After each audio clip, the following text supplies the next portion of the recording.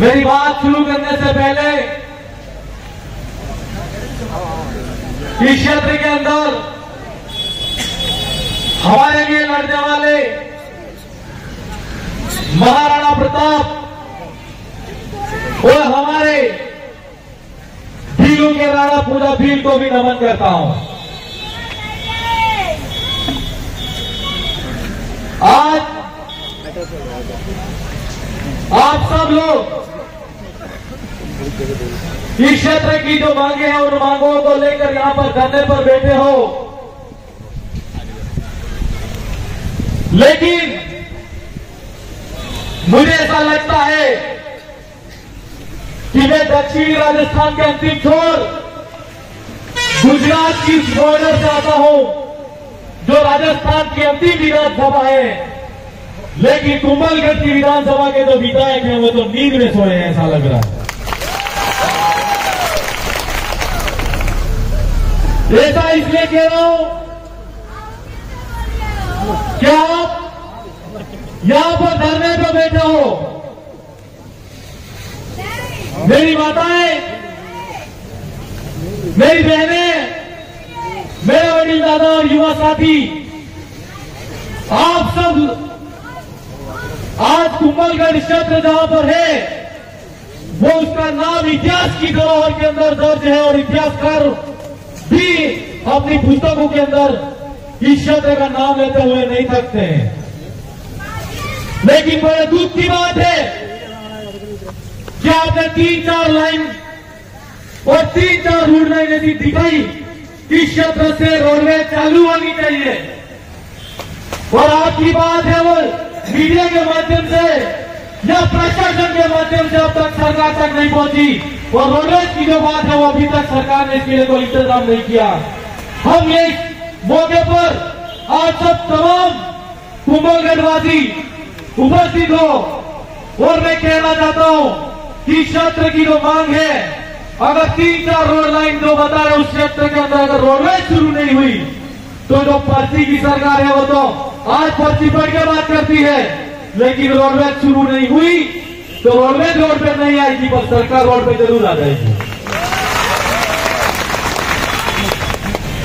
क्यों आ जाएगी? आप सब अभी देख रहे हो कि कुछ समय पहले हमारे इस क्षेत्र के अंदर भी जानकारी का अभाव नहीं था, हम सब लोग जागरूक नहीं थे, जानकार नहीं थे, हम सब लोग उन्हीं लोगों के पीछे चलते थे जो लोग सिर्फ आगे चलते थे, लेकिन हमको कहां ले जाएंगे उसका पता हमको नहीं था। आज आपके आगे चलने वाले व्यक्ति का अगर आप उसके पीछे चल रहे हो तो आपको पता होना चाहिए कि ये व्यक्ति हमको किस ओर ले जा रहा है। मैं ये बात क्यों कह रहा हूं? इसलिए कह रहा हूं कि कुंभलगढ़ क्षेत्र के अंदर अगर हम आज से 78 साल पहले की बात करें तो इस क्षेत्र के अंदर 50% जो आबादी थी वो आदिवासियों की थी, और 80% भूमि थी वो भी आदिवासियों की थी। और आज की तारीख में मैं घूमता घूमता देखता आ रहा हूं तो इस क्षेत्र के अंदर अभी कुछ भाई यहां पर बता रहे थे, वो डॉक्टर राव भी बता रहे थे कि यहां पर 20% यानी 20% जमीनी मात्रा आदिवासियों के पास में बची हुई है। मेरा आप सबसे सवाल है कि अगर 20% जमीन यहां पर बची हुई है तो क्या आपको अपने बच्चों के लिए आने वाले समय में जमीन की जरूरत पड़ेगी कि नहीं पड़ेगी? पड़ेगी तो आप जमीन छोटी मोटी रकम के अंदर क्यों बेच रहे हो? और पूरे पेट के अंदर मैं देखता आ रहा हूं कि एक जगह पे तो सरकार कहती है कि अवैध दारू के कारोबार नहीं चलना चाहिए, और यहां पर जहां जहां मैंने देखा कि पूरी की पूरी रोड लाइन पे दारू की दुकान के अलावा दूसरा कुछ भी नहीं है। क्या ये शराब की दुकानें बंद होनी चाहिए कि नहीं होनी चाहिए? अभी भाई बता रहे थे कि यहाँ पर शासन प्रशासन और पुलिस वाले जो भाई है वो जगह होता है तो जगह का निपटारा नहीं करते हैं, और दोनों पक्ष से झगड़ा होता है तो 10,000 उधर से लेते हैं और 10,000 उधर से लेते हैं। ऐसा हो रहा है कि नहीं हो रहा है? ऐसा इसलिए हो रहा है कि क्षेत्र के अंदर मैं जहां तक अभी देखता आया हूं, इन झगड़ों की जड़ क्या है पता है आपको? शराब, એટલે દારૂ। આ જગાજી થઈ જાય એના झगड़ाની जड़ हुए दारू।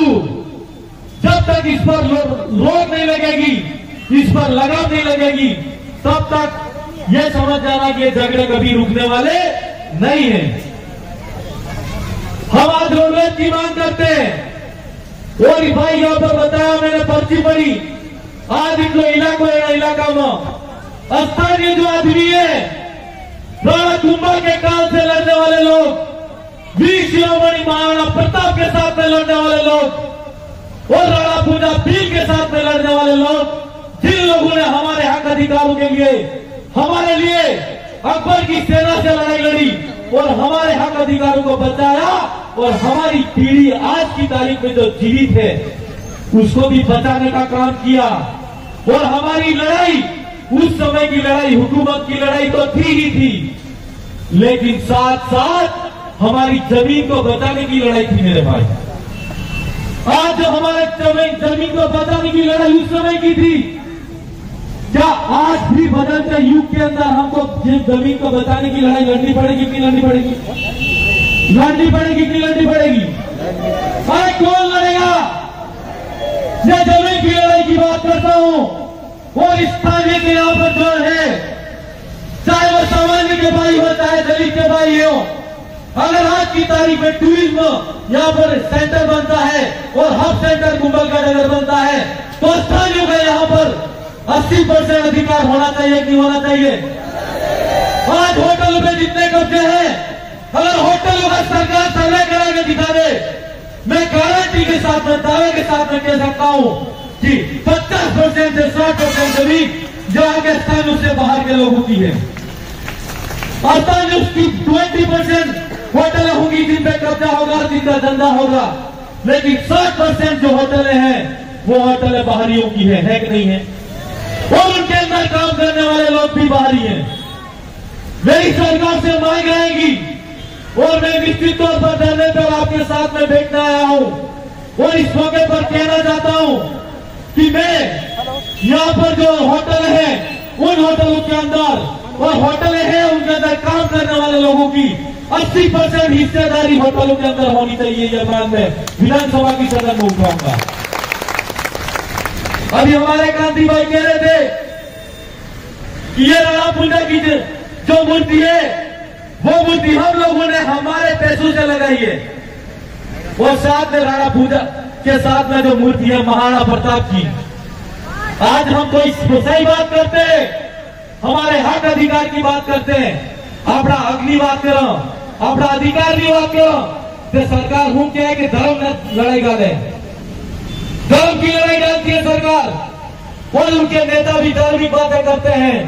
मैं इतिहास के पुराने पन्नों के अंदर आपको ले जाना चाहता हूं। आप सच ईमानदारी से बताना कि उस जमाने के अंदर महाराणा प्रताप के साथ में कंधे से कंधा मिलाकर लड़ने वाले कौन लोग थे?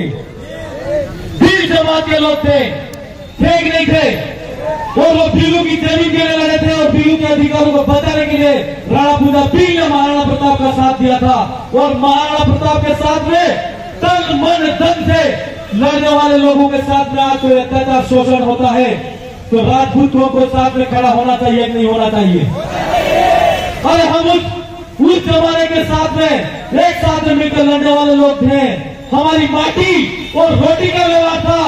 कहने का मेरा मतलब ये है कि अगर राजपूत भाई के किसी के घर पे अगर किसी की मौत हो जाती थी तो आदिवासी भाई उसके घर पे रोटी लेकर जाता था और आदिवासी भाई के घर पे किसी कोई मौत हो जाती थी तो राजपूत भाई उसके घर पे रोटी लेकर आता था और उसके परिवार को सम्मेलन देता था।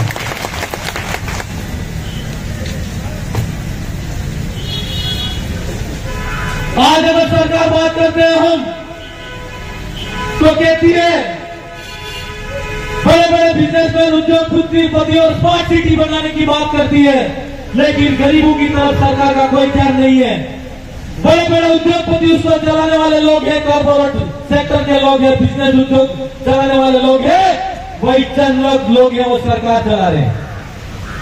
हम कहते हैं कि रजवाड़ों के राज चले गए, मुगल शासनकाल के शासनकाल चला गया, लोकतांत्रिक व्यवस्था आई, हमको वोट देने का अधिकार मिला और प्रतिनिधित्व के तौर पर क्षेत्र की कोई मांग हो, स्थानीय कोई मांग हो, हमारे द्वारा चुना गया जनप्रतिनिधि, चाहे वो सरपंच हो, चाहे वो प्रधान हो, चाहे वो एमएलए क्यों नहीं हो, चाहे सांसद हो, विधानसभा की सदन में भी जाकर और लोकसभा की सदन में जाकर शोषित, पीड़ित और गरीब भाई की आवाज को रखेगा।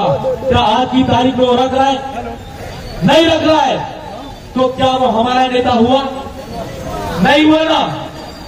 उसको चंद लोग चलाने वाले लोग हैं और पार्टी का जो वहां से निर्णय होकर आता है, पार्टी की पर्ची आती है, वही पर्ची पढ़ी जाती है।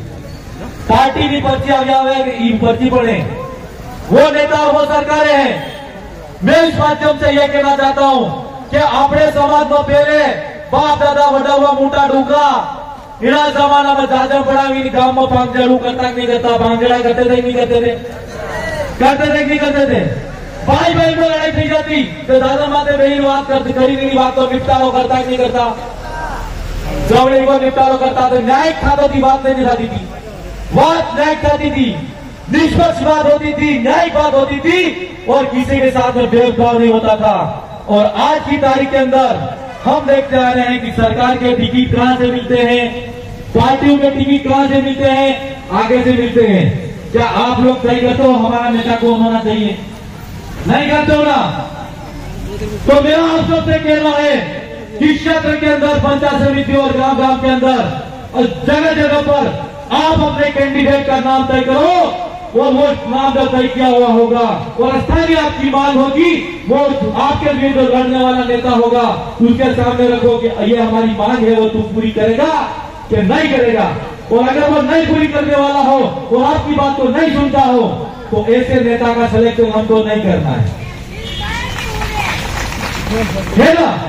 यही क्यों कह रहा हूं कि क्योंकि मैं जिस जाजम की बात करता हूं वो जाजम भारत आदिवासी पार्टी के पास में है और वो संरक्षण प्रणाली के माध्यम से टिकट का जनता खुद चयन करती है और जो जनता का चयन करती है उसी का नाम पार्टी अनाउंस करती है।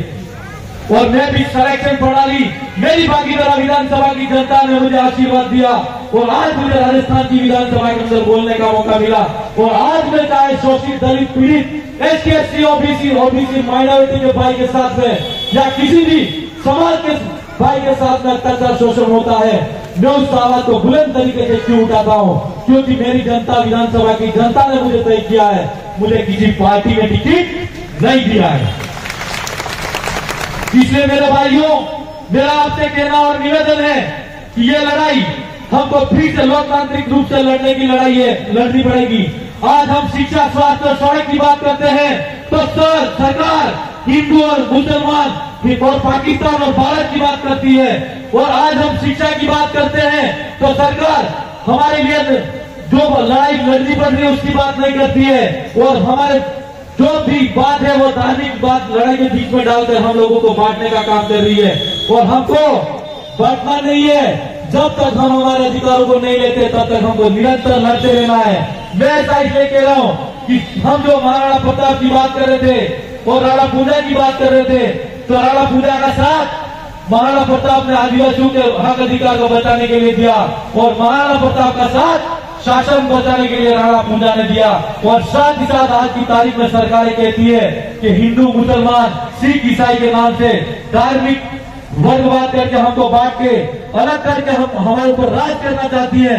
उस जमाने के अंदर भी लोकतांत्रिक व्यवस्था नहीं थी, रजवाड़ों के राज में भी महाराणा प्रताप के साथ में खड़ा रहने वाला जो शख्स था मुसलमान, उसका नाम क्या था? हकीम खां सूरी। ठग नहीं था। तो जब वो मुसलमान था तो तब वो हिंदू मुसलमान की लड़ाई नहीं थी, तब आदिवासी और राजपूत और मुसलमान की लड़ाई नहीं थी, तब हिंदू की लड़ाई नहीं थी। आज आपको लगता है कि ऐसा है?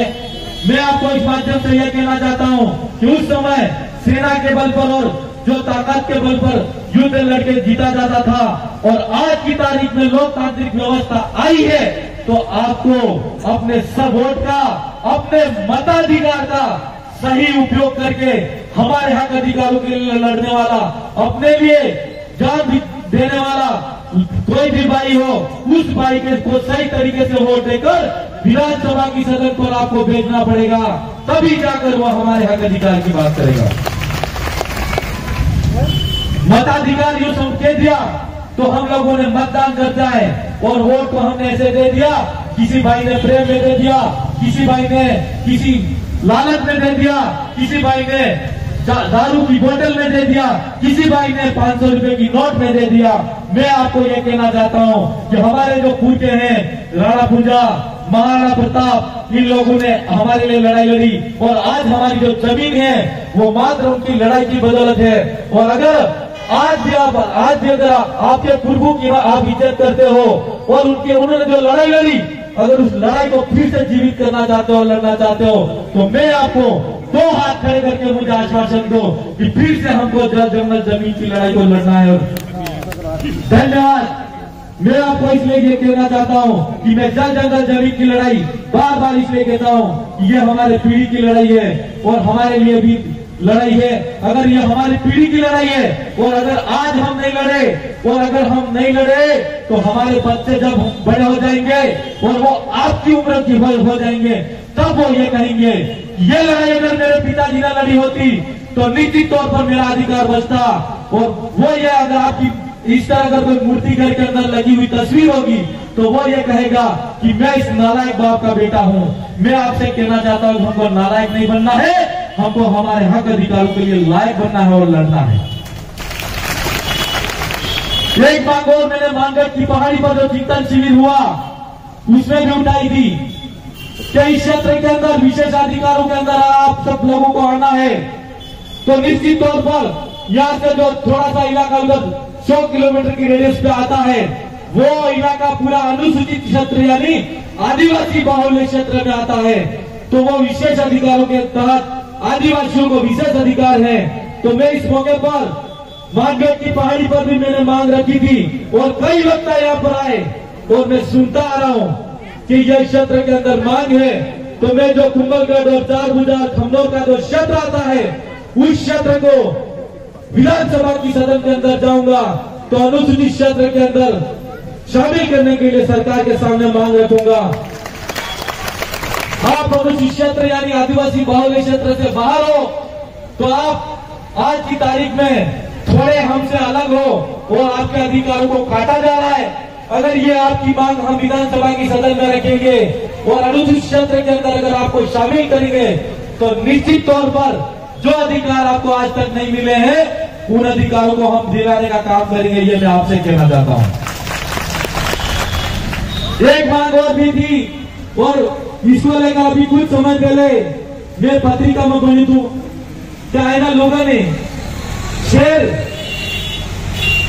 है वो इंसान को खा रहे हैं और सरकार फॉरेस्ट लैंड के नाम से सरकार सुरक्षित वन करके अधिकृत कर रही है। यानी जंगल जो इलाकों है सरकार सुरक्षित रखे है। इलाका में वो कर रही है सरकार, जंगल के इलाके में शेरों को लाके छोड़ रही है। तो मेरा सरकार से यह पूछना है कि जो शेरों को तो तुमको चिंता है कि तुम विदेश से बुलाकर मोदी जी शेर यहाँ पर रख रहे हैं, तो जो जंगल के अंदर महाराणा प्रताप की सेना के साथ में लड़ने वाले, राणा कुंभा की सेना के साथ में लड़ने वाले, जंगलों के अंदर घूमने वाले और घास की रोटी यानी बाजरे की रोटी खाकर जीने वाले हमारे जो आदिवासी शेर है उनको सरकार कहां रखेगी? पूछना पड़ेगा कि पूछना पड़ेगा? और अगर यह रिजर्व टाइगर रिजर्व के नाम से अगर सरकार वन इलाका है उसको सुरक्षित करती है तो उसके अंदर खाली आदिवासियों का नुकसान नहीं होगा, उसके अंदर हमारा ओबीसी के भाई का भी नुकसान होगा, राजपूत समुदाय के भाई का भी नुकसान होगा और साथ साथ यानी कहने का मतलब सर्व समाज का नुकसान है। क्या यह नुकसान हम उठा सकते हैं? नहीं उठा सकते। और सरकार अगर जन कल्याणकारी यानी मानव विरोधी कोई काम करती है उसको हमको खुलकर विरोध करना चाहिए। करना चाहिए नहीं करना चाहिए? अब अगर जंगल इलाका में बाघ लागी सरकार मिलेगा अगर इनको मनखन खाएगा तो वो शेर खवाड़ शेर मनखन इन थोड़ा होगा। क्या वाणियों है, बामुन है, राजपूत है, आदिवासी है, वो तो जहाँ निकलेगा वहां खाई जाएगा नहीं खाई जाएगा है। तो आ योजना है मानव विरोधी है कि नहीं, मनखा ने विरोध में है कि नहीं, आगे योजना है ना। तो हमें सरकार ने भी तमाम योजना में विरोध करो नक्षत्र में एक बात बीजी लगी रही है कि आज ही लड़ाई है, ये एसटीएससी ओबीसी की लड़ाई नहीं है। भारत आदिवासी पार्टी हो चाहे वो मानव विरोधी कोई भी काम होने वाला हो, विश्व जगत के कल्याण के विरोध में काम होने वाला हो, वो सरकार दिल्ली की हो चाहे राजस्थान की हो, वो चाहे किसी भी कोई भी सरकार हो, जो भी मानव विरोधी काम करेगा, एसटीएससी ओबीसी माइनॉरिटी और सर्व समाज विरोधी जो भी सरकार काम करेगी उस सरकार का हम खुलकर विरोध करेंगे। और लड़ाई अगर लड़ने की बात होगी तो हम सड़क पर भी लड़ाई लड़ेंगे और विधानसभा की सदन पर भी लड़ाई लड़ेंगे। और एक बात और कह दूं, क्या कुंभलगढ़ इलाका में शेर तो रहते हैं, लेकिन शेरों के साथ में रहने वाले लोग भी शेर ही होते कि नहीं होते। और मैं सरकार को कहना चाहता हूं कि जो मांगे हमने यहाँ पर मंच पे रखी है, प्रशासन के माध्यम से और मीडिया के माध्यम से सरकार तक प्रेषित कर दो, पहुंचा दो कि हमारे द्वारा जो भी बातें रखी गई है उन बातों को सरकार तक पहुंचाओ कि ये कुंभलगढ़ के वनवासियों, आप कहते हो ये वनवासियों की मांग नहीं है कि जंगलों के अंदर रहने वाले और जंगलों के साथ में, जंगल में रहने वाले, शेरों के साथ में रहने वाले लोग